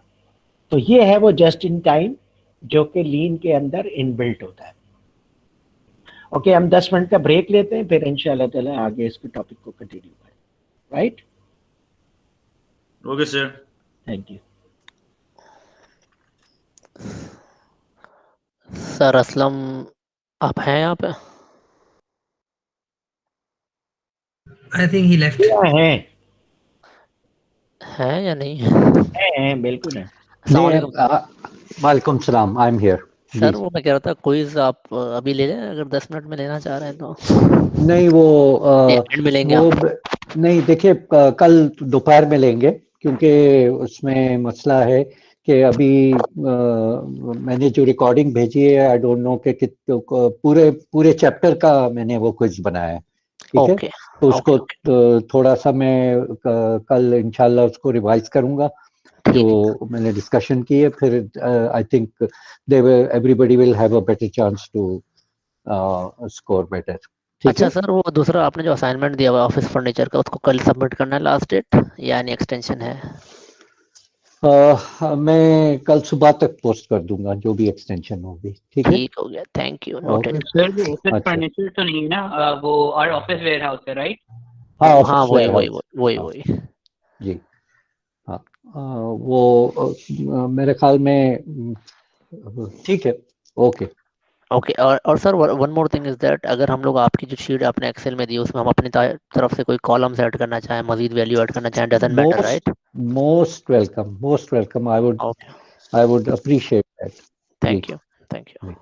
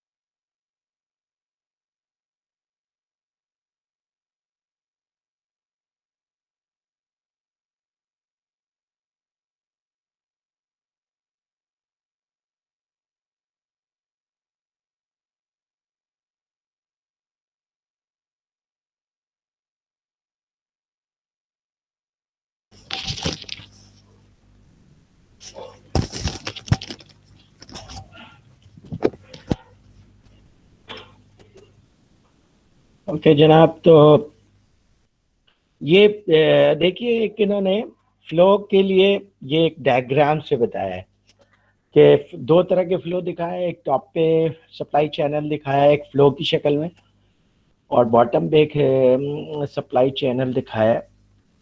टॉप में आप देखें जो ऊपर से नीचे पानी बह रहा है, तो दरमियान में ट्रफ्स हैं, यानी गहराइयाँ हैं, वहाँ पे जाकर के पानी स्टोर हो रहा है। अच्छा, जब ये पानी स्टोर हो रहा है तो ये पानी फ्लो का हिस्सा नहीं है, ये वहाँ पे स्टोर ही रहता है। लीन में ये चीज़ वेस्ट है। वो कहते हैं कि ये जो ट्रफ्स है इनको आप एलिमिनेट करें और लाइन को स्मूथ करें। जैसे आप नीचे देखें, उन्होंने लाइन को स्मूथ कर दिया। अब इन्वेंट्री एक ही क्वांटिटी में ऑलमोस्ट फ्लो कर रही है ऊपर से लेकर के नीचे तक, जिसको उन्होंने वाटर फ्लो की शक्ल में दिखाया है। तो इसमें आपका इन्वेंट्री का कहीं पे भी कोई बफर नहीं रखा हुआ होता है, और इसकी वजह से आपका अननेसेसरी कैश ब्लॉक नहीं होता इन्वेंट्री में। ये कॉन्सेप्ट है जैपनीज का फ्लो का। इन्वेंट्री डिडक्शन का फ़ायदा क्या है? जाहिर है कि आपकी कॉस्ट, स्पेस, इक्विपमेंट, ये सब चीज़ें कम हो जाती है, मैनेजमेंट की कॉस्ट कम हो जाती है, क्योंकि मैनेजमेंट को कम इन्वेंट्री एक टाइम में मैनेज करना पड़ता होता है। फिर उसके बाद जो इन्वेंट्री होती है बेसिकली आपकी स्क्रैप और रीवर्क प्रॉब्लम्स को बढ़ाती है। परचेजिंग के जाहिर है कि आपको ज़्यादा करनी पड़ती है, शॉप फ्लोर की शेड्यूलिंग का प्रॉब्लम होता है। ये सब चीज़ों को लीन ख़त्म कर देती है, या एलिमिनेट कर देती है, या रिड्यूस कर देती है। और फिर इसी तरीके से जब आपस इन्वेंट्री कम होगी और वो इन्वेंट्री कंटिन्यूसली यूज़ में होगी, तो थेफ्ट, डैमेज और ऑब्सोलेंस जो है वो ख़त्म हो जाएगा। फुल सिस्टम ये दिखा रहे हैं कि किस तरीके से मटेरियल फ्लो हो रहा है। देखिए ये चार एरिया इन्होंने दिखाए। ये चार एरियाज वैल्यू एडिशन के एरियाज हैं, जिनको इन्होंने बफर एरिया 1, बफर एरिया 4 तक का कहा है। तो क्या हो रहा है कि कस्टमर ने एक ऑर्डर प्लेस किया, तो बफर एरिया 4 के पास जब ऑर्डर आया तो उसने सिग्नल दिया पिछले वाले को कि जनाब मुझे इतना मटेरियल बना करके भेजो, तो मैं उसे फिनिश करके कस्टमर ऑर्डर फुलफिल करूं। उसने अपने पीछे वाले प्रोसेस को फुल सिग्नल दिया, उसने अपने पीछे वाले प्रोसेस से कस्टमर जो प्रोसेस है उसको फुल सिग्नल दिया। तो आप देखेंगे ये जो पूरा मटेरियल फ्लो हो रहा है वो पुल सिग्नल पे काम कर रहा है और बेस्ड ऑन कस्टमर ऑर्डर काम कर रहा है। जब बेस्ड ऑन कस्टमर ऑर्डर काम करेगा इसका मतलब ये हुआ कि इन्वेंट्री कहीं पे भी, whether it is finish goods inventory या वर्क इन प्रोसेस या रॉ मटेरियल इन्वेंट्री, अननेसेसरीली नहीं रहेगी। तो ये एक कंटिन्यूस फ्लो रहेगा। पुल सिग्नल का फायदा ये है, ये स्मूथ फ्लो रहता है and you work according to the requirement of the customer. अच्छा जनाब, फिर उन्होंने कानबान का डिस्कस किया। कानबान होता क्या है? कानबान बेसिकली एक सिग्नल सिस्टम है। ये कानबान एक सिस्टम है जिसके अंदर है आप इन्वेंट्री को उसी वक्त इन्वेंट्री में अप्लाई कर रहे हैं तो इन्वेंट्री को आप उसी वक्त ऑर्डर करते हैं जब आपको उसकी ज़रूरत होती है। तो इसके अंदर एक बड़े इंपॉर्टेंट पॉइंट ये रखा हुआ है, इसमें एमआरपी भी यूज़ नहीं करते। जब आप कानबान यूज़ कर रहे हैं ना आप एमआरपी यूज़ करते हैं ना एडवांस प्लानिंग सिस्टम यूज़ करते हैं। रीज़न, क्योंकि मटेरियल रिक्वायरमेंट प्लानिंग का तो मतलब ही यही है कि आप एडवांस में इन्वेंट्री को स्टोर करने की बात कर रहे हैं। एडवांस प्लानिंग सिस्टम का मतलब ही यही है कि आप एडवांस में इन्वेंट्री को स्टोर करने की बात कर रहे हैं फिनिश गुड्स की। तो ना तो आपको रॉ मटेरियल को एडवांस में स्टोर करने की ज़रूरत है, ना एडवांस प्लानिंग सिस्टम के ज़रिए फिनिश गुड्स में स्टोर करने की ज़रूरत है। अगर आप जो है वो पुल पे काम कर रहे हैं और पुल का सिस्टम कानबान के फिलॉसफी पे चलता है। तो ये देखें इन्होंने ये कानबान दिखाया है कि बेसिकली इसके अंदर कानबान के अंदर दो तरह के बिन्स होते हैं। अगर सिंपल लफ्ज़ों में मैं बताऊं तो दो तरह के बिन्स होते हैं और वो बिन में डिफरेंट कलर्स यूज़ करते हैं, रेड ब्लू ग्रीन, और उनको इस तरह से यूज़ करते हैं कि रेड का मतलब ये हुआ कि अब अभी आपको प्रोडक्ट नहीं चाहिए पिछले प्रोसेस से, और येलो का मतलब ये है कि अब आप रेडी हो जाए प्रोसेस पिछले प्रोसेस वाले बिन को फिल करने के लिए, और ग्रीन का मतलब ये हुआ कि एक बिन एम्प्टी है उसको आप फिल कर दीजिए और दूसरा बिन जो है वो अभी वो यूज़ कर रहे हैं। तो इस तरह कानबान कार्ड्स जो है बेसिकली विजुअल सिग्नल्स होते हैं। तो विजुअल सिग्नल्स की वजह से क्या होता है कि एरर के चांसेस नहीं होते और आपको अपने अगले प्रोसेस को उसी वक्त रिप्लेनिश करते हैं जब उसको उसकी ज़रूरत होती है। ठीक है, ये इन्होंने एक बहुत सिंपल सी कैलकुलेशन की है कि कानबान कार्ड में अब जो आप सवाल कर रहे थे ना क्या इसमें 100% हो जाता है? नहीं जनाब, 100% नहीं होता है। It is a continuous improvement process और ये एक जर्नी है, डेस्टिनेशन नहीं है। लीन इज़ ए जर्नी। और अगर आप मुझसे पूछेंगे क्या लीन दुनिया का वाहिद बेस्ट सिस्टम है, तो my answer will be no. क्योंकि आप देखेंगे ये तो लीन प्रोडक्शन सिस्टम पे काम कर रहे हैं Japanese and they are very good in that. Apple तो प्रोडक्शन को अपने पूरे साइकिल से रिमूव कर चुका है और उसने उसको शिफ्ट कर दिया है अपने वेंडर्स के ऊपर। लेकिन अब उस डिस्कशन में जाएंगे तो और बहुत सारी चीज़ों को डिस्कस करना पड़ेगा। तो ये देखिए कानबान कार्ड में इन्होंने कहा कि डेली डिमांड 100 यूनिट्स है, लेकिन उन्होंने सेफ्टी स्टॉक यहाँ पे रखा है, देखिए 25% रखा है। ऐसा नहीं है कि वो बिल्कुल ही सेफ्टी स्टॉक एलिमिनेट हो जाता है, रिड्यूस हो जाता है। ठीक है, तो अगर आपको फर्ज कीजिए डेली डिमांड 100 है और आपको 2 दिन की डिमांड चाहिए तो 200 ये हो गया, और 25% आपने जो है वो रखना है सेफ्टी स्टॉक, तो 50 वो हो गया, तो टोटल 250 यूनिट्स हो गए जो आपको चाहिए। अब कानबान का कंटेनर जो है उसके अंदर 25 यूनिट आते हैं। मैंने बताया ना कानबान बेसिकली एक कंटेनर सिस्टम है। तो कंटेनर इस तरह का मतलब ये होगा कि इसके अंदर 10 कंटेनर्स की जरूरत पड़ेगी ताकि ये पूरा स्टॉक आ सके। उस 10 स्टॉक में से 8 कंटेनर में प्रोडक्शन के लिए स्टॉक है और 2 कंटेनर में सेफ्टी स्टॉक है। ओके, तो इसमें फुल कंटेनर को मूव करते हैं और ये देखें ये मूवमेंट दिखा रहे हैं कि जनाब उसके ऊपर लगा हुआ होता है। प्रोडक्शन कार्ड का मतलब ये हुआ कि अभी वो प्रोडक्शन के लिए रुका हुआ है, और ट्रांसपोर्टेशन कार्ड का मतलब ये हुआ कि आप उसको बफर से ले जाके असेंबली पॉइंट तक ले जाए। ठीक है, असेंबली पॉइंट तक ले जाए, ये उन्होंने उसको दिखाया है। मूव करके असेंबली पॉइंट पे लेकर आए और फिर उसको जब उसके ऊपर असेंबली हो गई है तो ट्रांसपोर्टेशन कार्ड लगा दिया है, जनाब अब इसको आगे ट्रांसपोर्ट कर दें। ये कानमान का सिंपल सिस्टम है। इसका फायदा ये होता है कि आपको ज्यादा फोर्स लिफ्टर्स की जरूरत नहीं होती और फालतू इन्वेंट्री की जरूरत नहीं होती, क्लॉगिंग नहीं होती, और एग्रोनॉमिक्स के लिहाज से आपका प्लांट बड़ा क्लीन होता है, एक्सीडेंट्स कम होते हैं, इसलिए कि इन्वेंट्री इधर उधर पाइल्ड अप नहीं होते। इन्वेंट्री इधर उधर पाइल्ड अप हो तो एक्सीडेंट्स हो सकते हैं। ओके जनाब, ये इन्होंने दिखाया कि जनाब एक सब असेंबली एरिया से दूसरे सब असेंबली एरिया में चला गया। ओके, तो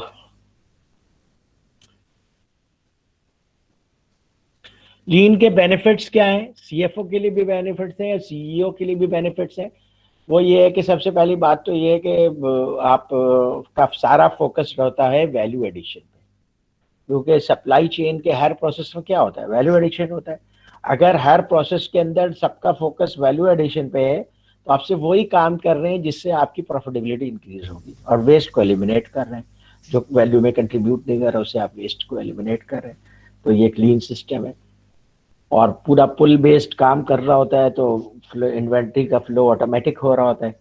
सीएफओ के लिए क्या है कि उसका जो कैश है वो इतना ज़्यादा टाइड इन नहीं रहता इसके अंदर, क्योंकि आपको पता है कि जब ऑर्गेनाइजेशंस किस तरह काम करते हैं, तो ऑर्गेनाइजेशन जब काम करते हैं तो सबसे पहले वो जो उन्होंने कैपिटल पे तो लगा ही दिया, मशीनरी वगैरह पे, प्लांट पे, इक्विपमेंट पे, बिल्डिंग पे, उसके बाद फिर ये उनको रेवेन्यू नहीं शुरू हो जाता, बल्कि वो क्या करते हैं सबसे पहले रॉ मटेरियल परचेज करते हैं, उसके उनको पैसे देने पड़ते हैं with in 1 month. Raw material purchase करने के बाद फिर उसको वर्क इन प्रोसेस में लाते हैं, फिर उसको प्रोसेस करके जिसके अंदर उनकी लेबर भी इन्वॉल्व होती है, उनके रिसोर्सेज भी इन्वॉल्व होते हैं, मशीनरी भी इन्वॉल्व होते हैं, इलेक्ट्रिसिटी, गैस, इस तरह के सारे चीज़ें भी इन्वॉल्व होती हैं। फिर उसे वो कन्वर्ट करते हैं फिनिश गुड्स में। अब फिनिश गुड्स में कन्वर्ट करने के बाद जब उनका कस्टमर उसे परचेज करता है और उन्हें पेमेंट करता है 1 महीने के बाद, देन दे रिसीव कैश। इसका मतलब ये है कि जब वो पैसा इन्वेस्ट करते हैं प्रोडक्ट के अंदर और जब वो पैसा रिसीव करते हैं, तो डिपेंडिंग अपॉन के कौन सी इंडस्ट्री है उसमें 3-4 महीने का लैग होता है। इन 3-4 महीनों को कवर करने के लिए organisations extra working capital business के अंदर पुट इन करते हैं, और अगर ऑर्गेनाइजेशन ग्रोथ पे जा रही है तो और ज़्यादा वर्किंग कैपिटल उसके अंदर इन्वेस्ट करना पड़ता है। आप में से शायद कुछ लोगों को हैरत होगी कि जब ऑर्गेनाइजेशन ग्रोथ पे पीरियड में होती है तो ऑर्गेनाइजेशन का कैश ज़्यादा शॉर्ट होता है, क्योंकि उनको ज़्यादा रॉ मटेरियल परचेज करना होता है, ज़्यादा लेबर हायर करना पड़ता है, ज़्यादा फिनिश गुड्स इन्वेंट्री में इन्वेस्ट करना पड़ता है। तो एज ए रिजल्ट उनको बैंक से ओवरड्राफ्ट या अपने रिसोर्सेज से कैपिटल पुट इन करना पड़ता है। तो जब आप इस तरह की चीज़ों पे काम करते हैं, लीन के ऊपर काम करते हैं, तो आपकी वर्किंग कैपिटल की रिक्वायरमेंट कम हो जाती है, विच मीन्स कि आपका जो प्रोसेस है फाइनेंशियली ज़्यादा हेल्थी है, फाइनेंशियली ज़्यादा वायबल है। और फिर वेस्ट आपका पैसा है जो कि किसी ऐसी चीज़ में लग जाता है जो आपके किसी काम का नहीं। अननेसेसरी कॉस्ट बाज आप इनकर कर रहे होते हैं लेकिन वो वैल्यू एडिशन नहीं कर रहा होता, तो ये भी आपके प्रॉफिटेबिलिटी को हिट करता है नेगेटिवली, ये चीज़ें रिड्यूस हो जाती हैं। तो अल्टीमेटली क्या होता है कि जो आप पैसा लगाते हैं या जो मशीनरी लगाते हैं, मशीनरी इज कैपिटल, जो पैसा लगाते हैं, जो मशीनरी लगाते हैं, उसके ऊपर रिटर्न आपको ज़्यादा बेहतर मिलता है। That is the advantage. Sir Pakistan के अंदर जो क्वालिटी का मेयार है, अगर हम ये काफी लोग पहले से भी ये सब चीजें पढ़ रहे होंगे, तो फिर वो मेयार जो है जापानीज के मेयार के इक्वल क्यों नहीं होता? और अगर नहीं होता तो सर फिर हमारा ये सब पढ़ने का किस हद तक फायदा है प्रैक्टिकल लाइफ में? देखिए भाई, हमारे यहाँ जो है गवर्नेंस उतनी अच्छी क्यों नहीं होती जितनी स्वीडन में है। हमारे यहाँ जो है वो सारे जो मिनिस्टर्स हैं वो क्यों उस तरह काम नहीं करते जैसे कनाडा में काम करते हैं। हमारी जो कंट्री है वो उस तरह से वेलफेयर ऑर्गेनाइजेशन क्यों नहीं है जैसे कि कनाडा है या स्कैंडिनेवियन कंट्रीज है। ये देखिए, ये किसी एक की जिम्मेदारी नहीं होती है, वो ये एक एटीट्यूड है, ये कल्चर है। लीन जो है वो कोई एक आदमी आपने सीख लिया, अब आप जाकर के किसी प्लांट पे इम्प्लीमेंट कर दें, ये नहीं हो सकता। इसके लिए पूरा आपको कंट्री का कल्चर वैसा बनाना पड़ता है। जापानीज कंट्री का कल्चर वैसा, और जापानीज कंट्री का कल्चर इसलिए इस तरह का है कि स्कूल में इस तरह का कल्चर डेवलप किया जाता है। वहाँ स्कूल्स में ना माली काम करते हैं, ना वहाँ पे कोई स्वीपर क्लीनर काम करता है, ये सब स्टूडेंट्स अपने स्कूल को मेंटेन करते हैं।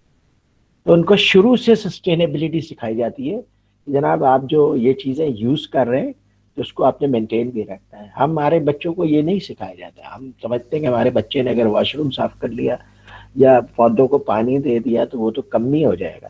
तो ये माइंडसेट का मसला है, ये सिर्फ ऐसा नहीं है कि ये पूरी ऑर्गेनाइजेशन की कल्चर का मसला है। अभी देखिए चाइना में उन्होंने कल्चर चेंज पे इतना काम किया, तो उसके बाद अब चाइना देखिए प्रोग्रेस पे जा रहा है और उनके फेयर सिस्टम्स हैं। आपको पता है कि उनके रिश्वत वगैरह लेने पे कितनी सख्त सजाएं दी जा रही हैं। तो ये कल्चर चेंज करने के लिए आपको कोई बहुत विजनरी लीडर चाहिए होता है, विजनरी टीम चाहिए होता है, एक आदमी का काम नहीं है। लेकिन जब अगर चीफ एग्जीक्यूटिव का ऐसा विजन होता है तो पाकिस्तान की बाज़ ऑर्गेनाइजेशंस हैं जो बहुत अच्छे तरीके से प्रोडक्शन कर रही हैं, जैसे IIL इज़ वन एग्जाम्पल। तो आप कर सकते हैं ऑर्गेनाइजेशन में, ऐसा नहीं है।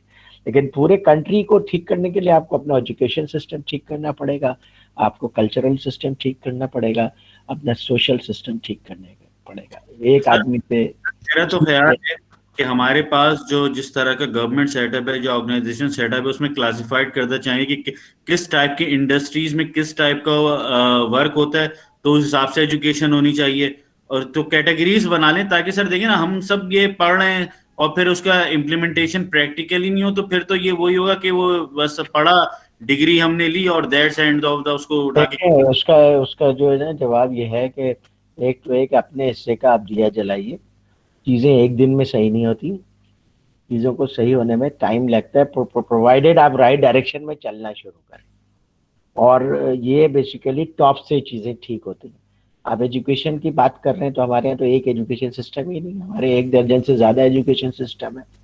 तो बहुत सारी चीज़ें मिल करके इनको कंट्रीब्यूट करती हैं। तो वो अभी इस वक्त आप कहेंगे कि मेरा पढ़ाना भी बेकार है, नहीं। आप कहीं पे भी जा करके कम से कम एक माइंडसेट तो प्रोड्यूस कर सकते हैं, और उस लेवल पे बेनिफिट नहीं ले सकते हैं जैसे कि जापानीज ले रहे हैं, लेकिन उसका आधा भी बेनिफिट लेते हैं तो that is a big achievement. और चीज़ें आहिस्ता आहिस्ता सही होती हैं। कंटिन्यूस इम्प्रूवमेंट जो लीन का कॉन्सेप्ट है वो इसी चीज़ का कॉन्सेप्ट है कि आपने आहिस्ता आहिस्ता चीज़ों को सही करना है। एक दफ़ा में सारी चीज़ें सही नहीं हो सकती, provided your direction is right. Okay, अच्छा जनाब, तो आप basically I have completed things. अगर आपको कोई चीज़ डिस्कस करना है तो वी कैन। और बाकी बेसिकली हमने ये लर्निंग ऑब्जेक्टिव्स कंप्लीट कर लिए। और मैंने आप लोगों का वर्कशीट डिस्कस नहीं किए, बल्कि but worksheet is quite straight forward. If you will go through all these things और जो डिस्कशंस हमने की हैं तो you can fill the worksheet. But if you have any question regarding worksheet, you are welcome. Yes. Aslam साहब, आप कुछ add करना चाहें तो प्लीज गो अहेड।